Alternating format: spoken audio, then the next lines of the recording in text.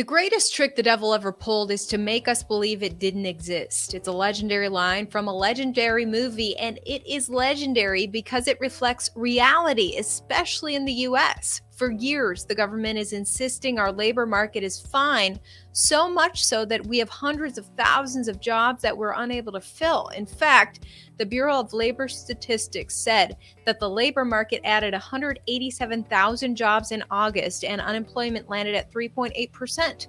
The White House was bashful and insists this is good news, even claiming we are the global leader in job creation. That is until a revision was released. The revision now shows monthly payrolls declining for every single month in 2023.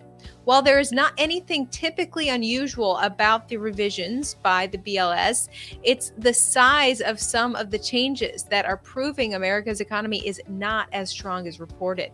Just a month after we saw a massive drop in full-time jobs in July, the Bureau of Labor Statistics threw another curveball in August. The number of full-time jobs took another hit, falling by 85,000 to 134 million. This comes after the jaw-dropping plunge of 585,000 in the previous month. This means that in just 2 months, we've witnessed a staggering drop of 670,000 full-time jobs. That's the largest 2-month decline we've seen since the early days of the COVID lockdowns in 2020, when a whopping 12.5 million full-time jobs disappeared in just 1 month. With the full-time job market looking pretty grim, it was almost expected that there would be a surge in part-time jobs to balance things out. And sure enough, in August, part-time employment shot up by 32,000.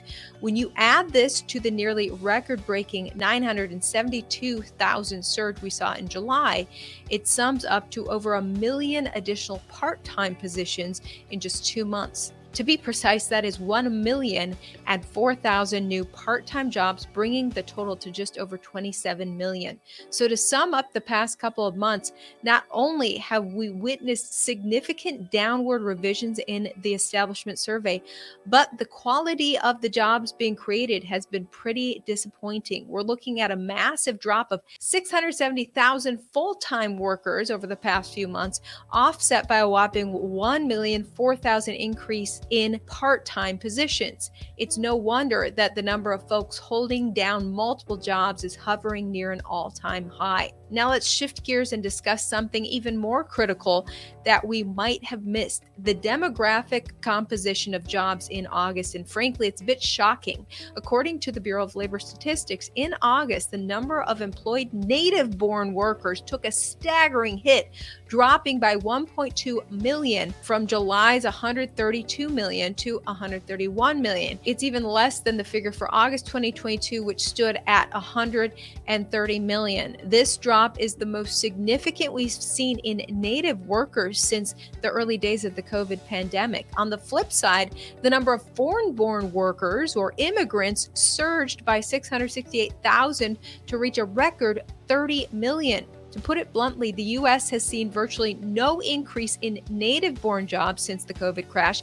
In fact, the number of native-born jobs peaked at 131.7 million in October of 2019 and has remained lower at 131.03 million as of August. Conversely, the number of jobs held by foreign-born workers just hit a new record high of 31.4 million, which is approximately 2.5 million higher compared to the pre-COVID high of 27.8 million in March of 2019.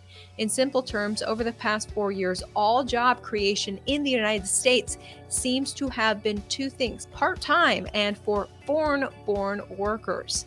Yes, foreign-born workers getting more jobs could mean a lot of things. It could mean more companies that are hiring are in need of workers with direct knowledge of foreign markets. It could also mean opportunities being opened are better suited for expertise that are abundant in other countries. It could also mean lower pay that immigrants are more willing to tolerate. It doesn't change the fact that our economy is in worse condition than we are being led on to believe.